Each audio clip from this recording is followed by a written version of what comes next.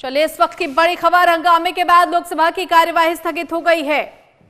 बड़ी खबर इस वक्त की, जैसा कि अनुमान लगाया जा रहा था कि एक बार फिर से आज जबरदस्त हंगामा हो सकता है। अब लोकसभा की कार्यवाही अनिश्चितकाल के लिए स्थगित हो गई है। आज भी आपको बता दें कि जबरदस्त हंगामा देखने को मिला। सदन की कार्यवाही शुरू होते ही विपक्ष ने जोरदार हंगामा किया और अब दोनों सदनों की कार्यवाही को स्थगित कर दिया गया। हालांकि लोकसभा की कार्यवाही को अनिश्चितकाल के लिए, तो राज्यसभा की कार्यवाही को दोपहर 12 बजे तक के लिए स्थगित किया गया है। बड़ी खबर इस वक्त की, कल जिस तरह से संसद परिसर में धक्का मुक्की हुई, मामला एफआईआर तक जा पहुंचा राहुल गांधी पर, उसके बाद अब जबरदस्त हंगामा देखने को मिला सदन में। और ऐसे में सदन की कार्यवाही शुरू होते ही विपक्ष ने जोरदार हंगामा किया और अनिश्चितकाल के लिए लोकसभा की कार्यवाही स्थगित हो गई, जबकि राज्यसभा की कार्यवाही भी दोपहर 12 बजे तक के लिए स्थगित कर दी गई है।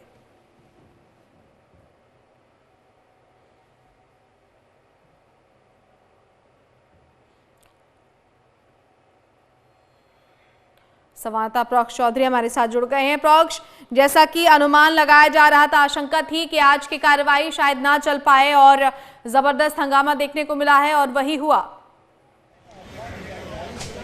जी बिल्कुल, देखिए जैसे ही सेशन शुरू होता है उसके बाद लोकसभा की कार्रवाई शुरू होती है और शुरू होते ही जो है कुछ 4 से 5 मिनट ये कार्रवाई चलती है और उसके बाद जो है अनिश्चितकाल के लिए लोकसभा की कार्रवाई को स्थगित कर दिया जाता है। आपको बता दें, क्योंकि आज इंडी गठबंधन की तरफ से विजय चौक से लेकर संसद भवन तक प्रोटेस्ट मार्च किया गया था कल के पूरे घटनाक्रम को लेकर, और जैसे ही संसद का जो सत्र है वो शुरू होता है तो हंगामा जो है तमाम इंडिया गठबंधन के जो सांसद थे उनकी तरफ से शुरू किया जाता है। उसके बाद से लोकसभा के जो अध्यक्ष हैं ओम बिरला, उनकी तरफ से क्लियर किया गया संसद के सत्र के दौरान की एक गरिमा होती है संसद की, उस गरिमा को सभी सांसदों को बनाए रखने चाहिए। जिस तरह का कल घटनाक्रम हुआ, प्रोटेस्ट किया गया, वो नहीं होना चाहिए था। और उसके बाद जो है संसद के जो सत्र था लोकसभा का, उसकी कार्रवाई को अनिश्चितकाल के लिए स्थगित कर दिया गया। तो रेणु, कल का जो घटनाक्रम था सभी ने देखा।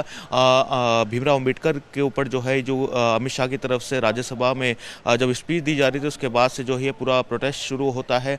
कल जो है संसद भवन के बाहर जो है भारतीय जनता पार्टी के और एनडीए के जो सांसद हैं उनकी तरफ से जो प्रोटेस्ट है वो किया जा रहा था, और इंडी गठबंधन के जो तभी सांसद है उनकी तरफ से प्रोटेस्ट किया जा रहा था। और इसी बीच जो है चोटें लगती है दो सांसदों को। आरोप लगता है राहुल गांधी पर कि राहुल गांधी की तरफ से जो है धक्का दिया गया था एक सांसद को, जिसके बाद जो सारंगी है सांसद, उनको और मुकेश राजपूत को जो है चोटिल होते हैं और हॉस्पिटलाइज हो जाते हैं। हालांकि मल्लिकार्जुन खड़गे की तरफ से भी यही आरोप लगाई गई कि उनका जो मार्ग रोका गया और धक्का किया गया, जिसके कारण जो है वो भी चोटिल हुए, उनके घुटने में चोट लगी। और अनुराग ठाकुर जो सांसद है उनकी तरफ से जो है एफआईआर दर्ज करा गई। तो ऐसे में कल पूरा दिन जो है संसद भवन के अंदर जो है प्रोटेस्ट करते नजर आए थे सभी सांसद, एक दूसरे के ऊपर आरोप प्रत्यारोप करते नजर आए थे। और जिस तरीके की एफआईआर जो है जब भारतीय जनता पार्टी की तरफ से कराई गई थी, उसके रोष में जो है आज कांग्रेस की तरफ से जिला मुख्यालयों में जो है प्रोटेस्ट होना था,